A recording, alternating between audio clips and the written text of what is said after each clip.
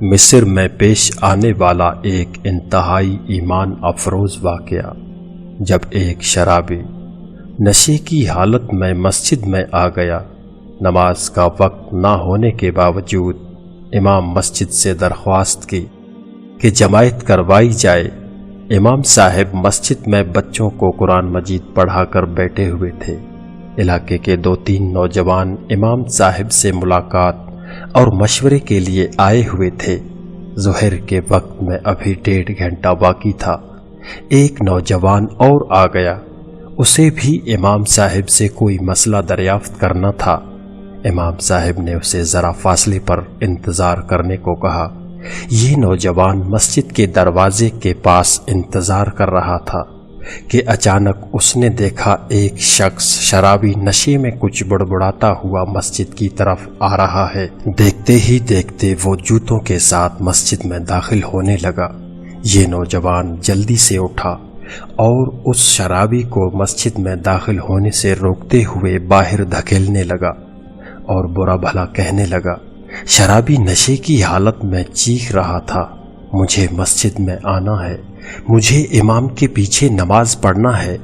وہ زور زور سے امام صاحب کو بلانے لگا، مجھے نماز پڑھنی ہے، مجھے نماز کیوں نہیں پڑھا رہے؟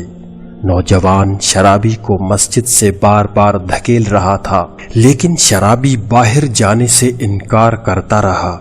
امام صاحب کے دل میں خیال آیا کہ اللہ کا ایک بندہ شراب کے نشے میں ہی صحیح مگر اللہ تعالیٰ کے حضور اپنی پیشانی رکھنا چاہتا ہے۔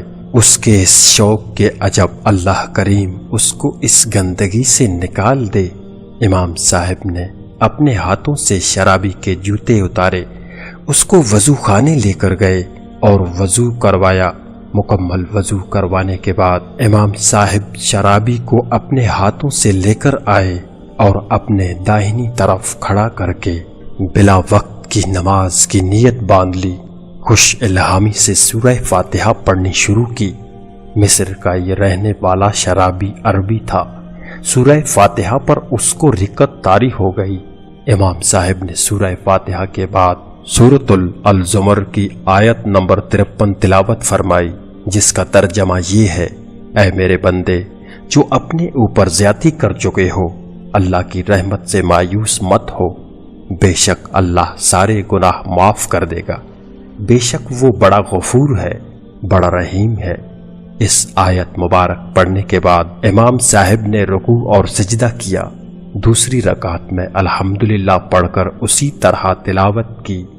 رکوع اور سجود ہوئے تو امام صاحب نے داہنی طرف سلام پھیرا تو دیکھا شرابی سجدے میں سے اٹھا ہی نہیں۔ انہوں نے اس کو ہلانے کی کوشش کی تو وہ شرابی ایک طرف لڑک گیا اور اپنے خالق حقیقی سے سجدے ہی میں جا ملا۔ اے کاش ہم اپنا منصب سمجھتے، کاش ہم یہ جان سکتے کہ اللہ تعالیٰ کی رحمت اس کے غضب پر حاوی ہے۔ حضرت ابو ہریرہ رضی اللہ تعالی عنہ سے مروی ہے کہ رسول نبی کریم صلی اللہ علیہ وسلم نے فرمایا، اگر مسلمان کو علم ہوتا کہ اللہ عز و جل کے پاس کس قدر سزا ہے، کوئی بھی اس کی جنت کی امید نہ کرتا، اور اگر کافر کو علم ہوتا کہ اللہ تعالیٰ کے پاس کس قدر رحمت ہے، تو کوئی کافر بھی اس کی جنت سے نا امید نہ ہوتا۔ فرمان مصطفیٰ صلی اللہ علیہ وسلم ہے، بندہ جب اپنے گناہ کا اعتراف کرتا ہے پھر توبہ کرتا ہے تو اللہ عز و جل اس کی توبہ قبول فرماتا ہے۔ حدیث قدسی میں ہے، اللہ عز و جل ارشاد فرماتا ہے، اے میرے بندو تم سب گناہگار ہو سوائے اس کے جسے میں سلامتی عطا کروں، تو تم میں سے جو یہ جان لے کہ میں بخشنے پر قادر ہوں، پھر اس نے مجھ سے معافی مانگی تو میں اسے بخش دوں گا اور مجھے کچھ پرواہ نہیں۔ اللہ پاک سے دعا ہے اللہ عز و جل ہم سب کے حال پر رحم فرمائے۔ آمین آمین آمین۔